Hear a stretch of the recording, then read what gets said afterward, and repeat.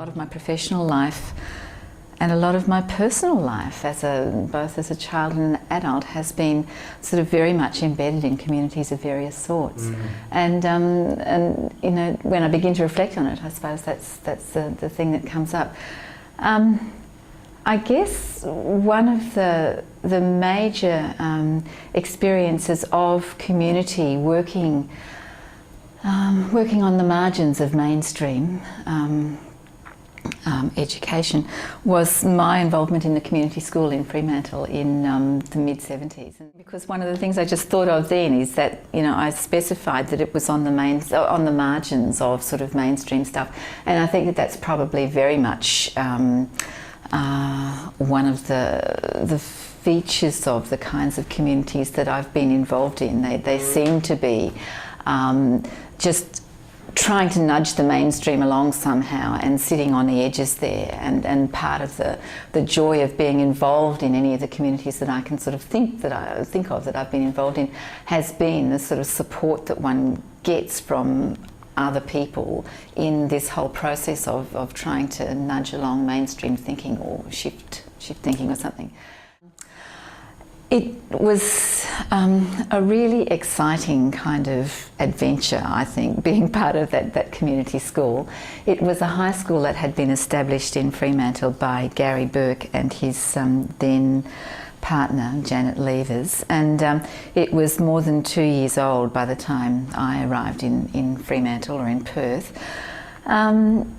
But interestingly enough, I'd been involved in education over East. I'd done a bit of teaching in Sydney and a bit of teaching in Brisbane, but I decided that what I was ready to do now was to start my own community school, to start my own alternative school. So I really wanted to do this, and I knew that in Brisbane it just wasn't going to happen, because it seemed that every good idea that people on the margins had in Brisbane was squashed. It just fell into a hole. We came to Perth, my partner and I, and I was really interested in pursuing this sort of education business. I went down and made contact with that school, and within 6 months I was working at the school. And it was a really wonderful experience, not least because it was the kind of setting that just sort of took up a whole lot of the ideals that I felt that we had been working with informally for the last 5 years or decade or something. I mean, it was the mid-70s, but from the late 60s it seemed that a whole lot of my university colleagues and I had been trying to do things very differently, and one of the things that we were doing was actually actively respecting kids who were high school students as full human beings. And this might sound to be really kind of a bit off the planet now as a new idea, but at that stage it was really quite an extraordinary concept. And as a sort of indication of the ways that sort of stuff happened,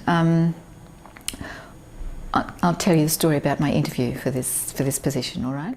So I applied for a whole lot of jobs, and I got 5 interviews in a week, all right? So for the first of those 4 interviews, I dressed in my sort of fairly formal public service gear and went and sat opposite a desk and had a terrific sort of interview with whoever it was. And then on the 5th day, on the Friday, I had my interview at the community school, and so I dressed in my most beautiful hippie gear and and went to the school and walked upstairs in this beautiful old house that the school was in there on High Street, and walked upstairs and found a room full of 30 kids and 2 teachers, and I walked in there and they said, well, this is your interview room. So we sat on the floor and we talked for at least 50 minutes about me and about my passions and about the sorts of irritations I might have, and the ways in which I relate emotionally to people, and what kinds of things I was interested in intellectually, and why I lived in Subiaco, and why I'd come to Perth in the first place, and all these sorts of things. And it was the kids who were firing these questions, and it was just such a delight. I mean, it was, I'm not quite sure if I can explain how liberating it felt. It felt absolutely wonderful that it seemed that here was a group of kids who were actively participating in the hiring of staff, and of course I knew that they could also participate in the firing of staff, and they did. And so from that moment, I mean, I just loved that experience, and so I began to work at the school. And from that moment, sort of, I began to, I suppose, see a whole lot of the community development principles that we might name now working in practice.